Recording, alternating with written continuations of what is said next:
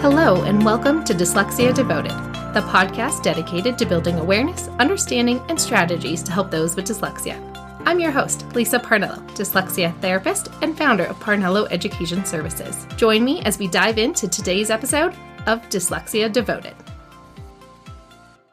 Hello, friends, and welcome to another episode, or possibly your very first episode. This past week, I had the wonderful pleasure of chatting with one of our listeners in a lovely Zoom conversation, and it's so nice to be able to have a two-way dialogue because I feel like I'm talking to myself when I do these episodes because, well, reality is I'm currently in a basement talking to myself. And so it's nice to be able to have a dialogue and really work more personally with you guys as listeners. And as my business has continued to grow, I have different opportunities for you guys. The newest one, which if you're already on my email list, you might already know about this if you read my email from last week, but I'm now also offering parent and educator coaching calls. If you are interested in that, all you have to do is go to parnelloeducation.com/coaching. All of the tech issues from my website I think are fixed, so you shouldn't have to put the W's in front of any website addresses anymore. And I look forward to working more personally with some of my listeners. So right now I'm only offering 30-minute coaching calls with the hopes of adding in 1-hour calls in the future. But right now I'm actually waiting to hear back to see if I'm going to be doing some ongoing coaching for a local school. So until I know for certain this can be a permanent thing, I'm only offering the 30-minute sessions for now.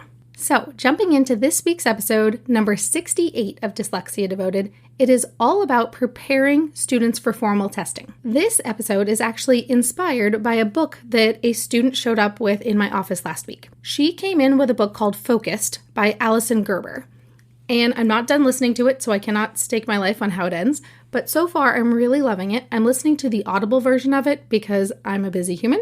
It is all about a first person's perspective of a 7th grade girl who is really struggling in school and is about to get tested for ADHD. And the part of the book that I'm in, she just finished all of her testing and she's waiting until she gets the results back to find out if she has ADHD and if that's what's causing her to have so much trouble at school. I was really excited when my student brought in this book the other day because it is pretty rare for me to have an LD kind of book that I haven't seen before. And so I really wanted to jump right into it. So I'm still listening to it. I'm about a third or halfway through the book right now. And the Audible is in a preteen kind of voice. So I find it really relatable for kids their age about the kind of things they would think about and the kind of troubles they would have with social interactions, especially if you're a forgetful kid with ADHD. It really inspired me for this week's episode to talk more about preparing kids for those formal evaluations.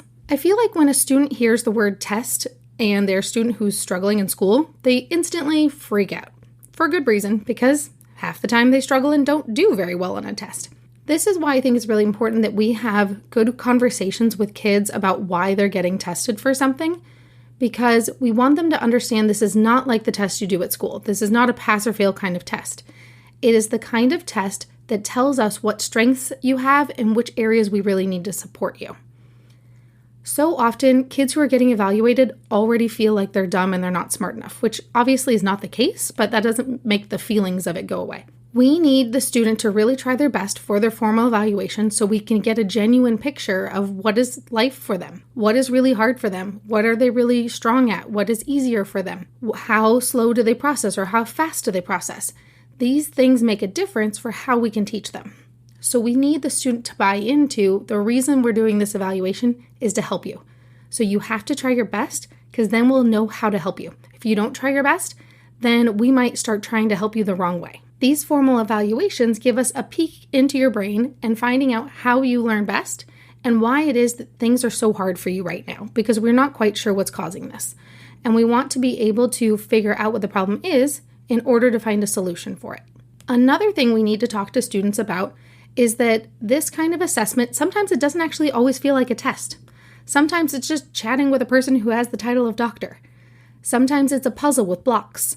And sometimes it's being able to repeat things back to somebody the way they said them. And it doesn't actually feel the way a test at school feels. So we want to make sure that they know that ahead of time going into it so we can lower some of that anxiety, helping them know that there isn't really anything to be nervous about. There's nothing is going to affect your grades when you do this test. It's just about seeing how you learn best and knowing that we don't need to stress out over it. It just is one picture as to how you're doing. The next thing to let them know is that it's not going to be a quick process to get those results back. When you do these formal evaluations, sometimes it takes a month or more to get the final report back. A lot of times, these tests have a long scoring process. It is not a fast thing. And if you are a person who's giving a ton of these assessments, sometimes people will batch them out. And when I say batch them out, I mean they will do all the scoring all in one day. And then they'll do all of the report writing in 1 week. And sometimes they will work in groups of how often they do this. So they might do, a whole week of testing kids and then a whole week of report writing. And then another week of testing kids and another week of report writing. And so depending on how the evaluator does their process, sometimes it can be a while before they get the results. And so we need the students to know that, yes, you're taking this test, but it's kind of an important kind of test. It's not the kind of test where it's like, yes, you got this right, you got this wrong, the end. It is the kind of test that takes more thought and attention to the results. It is something that you have to look at all the pieces put together. It's not just a yes or no, pass or fail kind of assessment.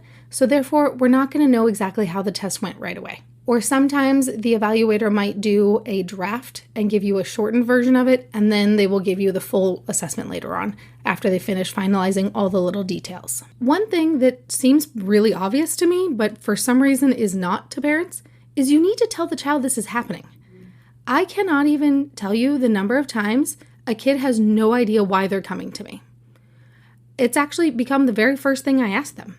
Do you know why you're here today? And they're usually like, I don't know. And every once in a while they'll be like, yeah, mom told me. It is shocking to me that nobody tells kids that this is going to happen to them. It's kind of a big deal. And to clarify, I do not do formal assessments that diagnose kids with dyslexia, but I do give an assessment on their very first day with me or as they're deciding if they're potentially going to work with me so that I can see where their skill gaps are, so I can find out what areas we really need to focus on for their instruction and what things they already know. But even just to come in as like a tutor, most of the time, people don't actually tell the kids why they're going to this special person. This is hugely anxiety-provoking for kids. So you need to warn the kids ahead of time who they are going to and why they are going there. It can be very alarming to a student, especially if they're pulled out of class, to just have this random stranger show up one day and take them out of class. Remember the entire time we teach kids, don't go with random strangers. And then you're having this random stranger pull them out of class and embarrass them in front of all of their friends. So we want to make sure that kids know ahead of time what is happening, why it's happening. We're getting you tested because we feel like school's really hard for you and we want to find out why. There's going to be somebody pulling you out of class. I don't know exactly what time they're coming, but when they pull you out, you're not in trouble or anything. It is just when they have time to give you a quiet place to take your assessment. And then when you finish the assessment, it probably won't actually feel like a test while you're doing it for a lot of the parts of it. But when you finish, we won't actually know the results right away. It'll probably be a couple weeks before we know the full answer of what the assessment says, but hopefully by the end of it, we will know better how we can help you do better in school. Simple as that. It does not have to be this huge, drawn-out conversation. It can be something really short and sweet, telling them who's going to be there, why they're doing it, what is its purpose, and what's going to come out of it. Okay, so to recap, there are many ways that we can help a student be prepared to take a formal assessment. I'm actually going to go out of order for this. The very first one is to tell them that they're going to have an assessment, who it's with, and why they're doing it. Then, talking to them about the fact that the assessment may not even feel like a test. Parts of it are just talking like a conversation or playing games with blocks and different things like that don't actually feel like a normal test. Then, talking to them that the results might take a while, but the whole point of the test is that if you really try your best, that tells us how your brain works, which things are easier for you, and then also which things are really hard for you. Knowing the results of this assessment can tell us how can we teach you better in a way that you learn best. Everybody's brain is a little bit different, and we need to find a little bit more about your brain so that we know how to help you learn best. Because school's really hard for you, and we don't want that anymore. We want to make it so it gets easier for you because we will know how to help you in a more effective way. All right, that's it for this week's episode. Remember, if you are on the Dyslexia Devoted newsletter, you find out right away about the latest offers and special giveaways that I'm participating in. So make sure you go ahead and join at parnelloeducation.com/email, and you can sign up to get all the links of the things I mentioned in the episodes straight into your inbox. So last week I mentioned about the coaching program that I'm doing now, so you can sign up for 30-minute parent or educator coaching sessions with me at parnelloeducation.com/coaching. That's it for now. I'll see you next time.